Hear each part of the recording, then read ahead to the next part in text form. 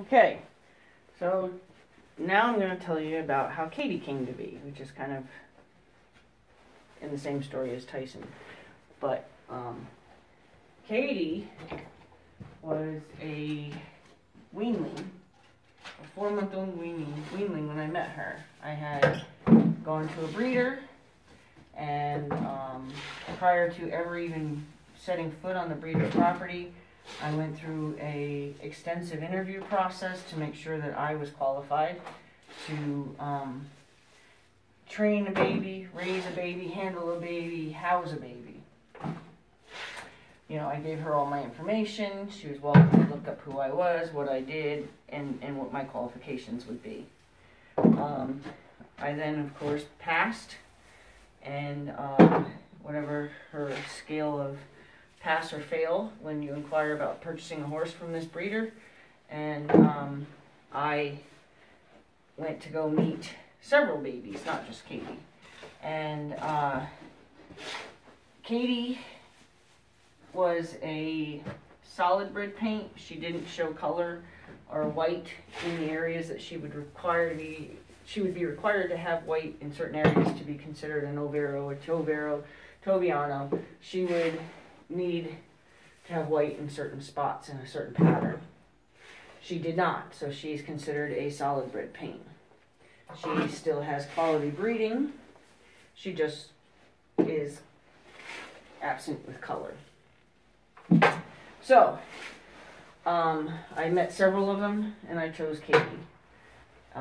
Katie came to me. I picked her out when she was 4 months old. I paid the breeder to allow her to stay standing with her mom for another 2 months before I took possession of her. And I received Katie at my barn when she was 6 months old. So, Katie then went through an extensive baby program. She knows how to do the Spanish walk. She knows, you know, how to do a bunch of things. She's very, very well grounded as far as her foundation training. Katie was started when she was 2, and basically I'm going to say she was started. Katie has great foundation. She has a great beginning, but other projects came about during the time that I was working with Katie, and she found herself kind of staying in the preschool version of my START program. So Katie is now 10 years old and has been a great pasture buddy for Tyson. She really gets taken out of the field on occasion for the purpose of riding her, and it's more because I just use her as an example of what a solid foundation can look like if it's put on the shelf, because a lot of trainers won't tell you that, you know, a horse can just be left to sit, because, you know, they need to be worked, they need to be kept busy, they need to be kept in a program. Katie does not need to be kept in a program to be a safe walk, trot, canter, stop on a dime. You know, she's a safe ride. Does she have any formal training in any other discipline? No. Did she go on to be a show horse? No. She has your basic walk, trot, canter with probably more understanding than the average horse of what is being expected of her, because the cues are so ingrained. They're so solid. So when I ask her to canter based on the number of kisses that I give her, she picks up the canter. When I ask her to trot based on the number of kisses that I give her, she picks up the trot. No hesitation, no confusion, no defiance, no objection, just does what is asked of her.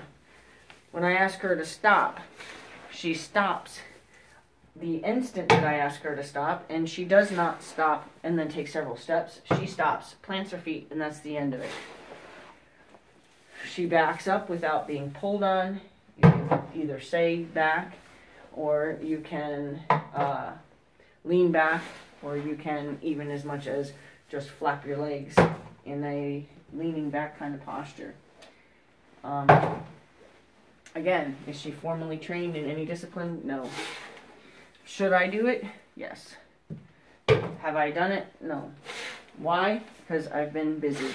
And that's most people's excuse, you know. It's like when they say the shoemakers' kids have the shoes with the holes in them. My horses are the ones that kind of take the back seat of any other training projects that come.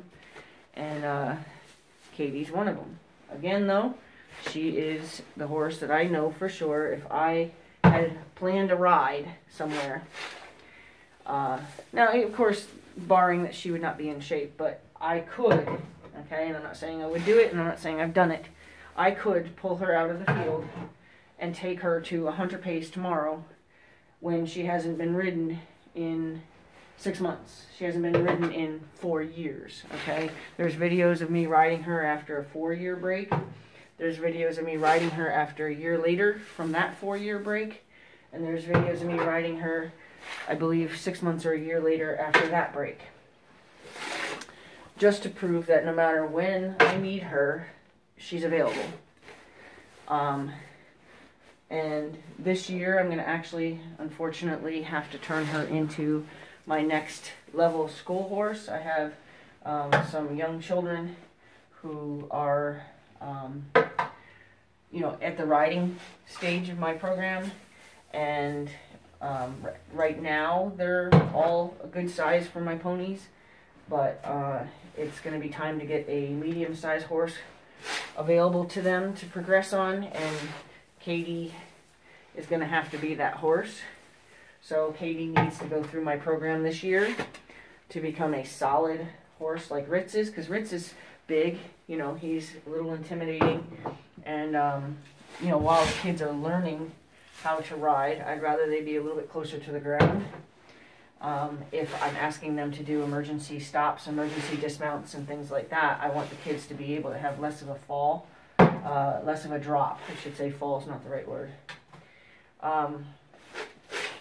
That is part of my program, is emergency dismount. You will have to be able to tell the horse to slow down at least enough to dismount, and you will have to be able to jump off of a horse. That is part of my program. You have to know how, no matter what, to have it ingrained in your head how to get off of a horse in an emergency. I did a whole segment on that, how I don't understand why trainers don't teach the emergency dismount as part of their program, as like one of the very first things that they teach once they get the child up in the saddle, or the rider up in the saddle. Why that's not one of the first things you teach them is not only how to get on confidently and get on comfortably for both you and the horse, like don't swing your leg over and flop down on the horse, that's not fair to his back, but how to get off the horse if you're presented with an emergency. And there's a lot of people I watch that, you know, ride horses that have an awkwardness about getting on and a much more awkwardness about getting off. I think that's extremely dangerous to not know how to get off the horse in an emergency, like quickly, how to not vault off of a horse. So anyway, Katie came to me as actually I might have even planned to have her be a Positive Way trained horse that was going to be for sale. I think that was my original game plan when I went and looked at her. I fell in love with her. She is definitely not marish. She's the sweetest mare I've ever met. Maybe when she's in heat, which she has phantom heat, so I actually don't know when she's in heat until she's kind of flirting, but she doesn't really even flirt in any other significant way to tell you that she's in heat. It's more of a guess. But she's never nasty, she's never moody, she's never unpleasant, but she has her opinions. And one of her opinions is when the farrier has her front hoof up on the stand, she may decide in a very pleasant way she's done getting her pedicure, and she'll just politely take her foot down off of the stand. She doesn't pull it, she doesn't yank it, she doesn't yank away, she doesn't do anything like that. what she does is she just politely lifts it up off the stand and then brings it back to a resting position under her body.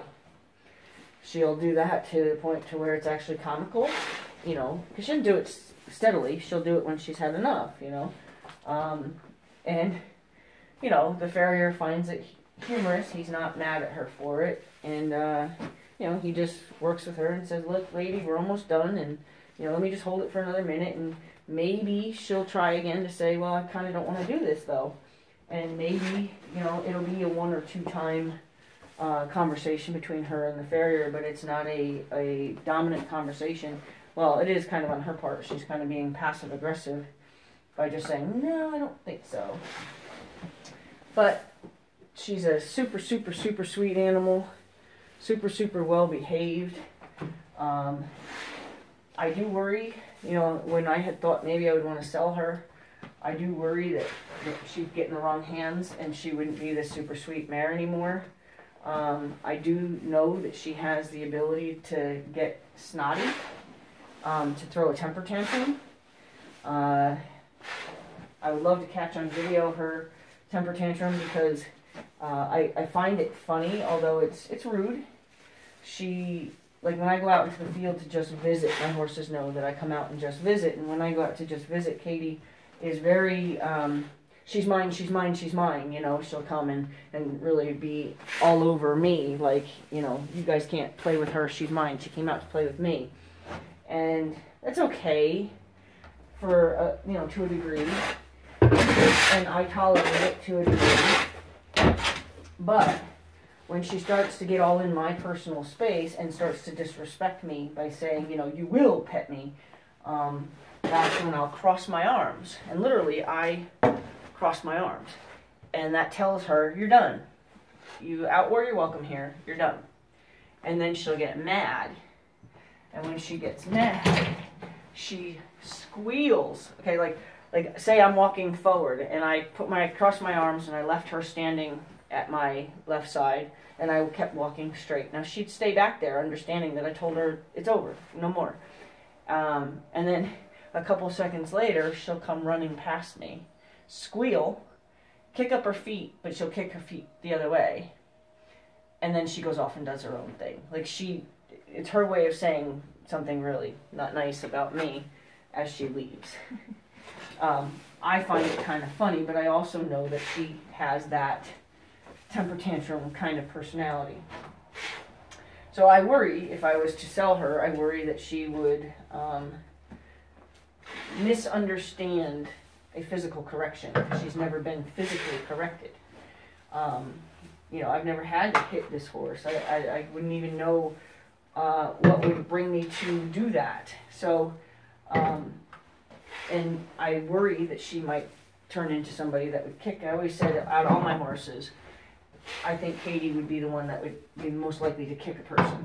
Now I have Chase, that's different. Chase is definitely more likely to kick a person than anybody. But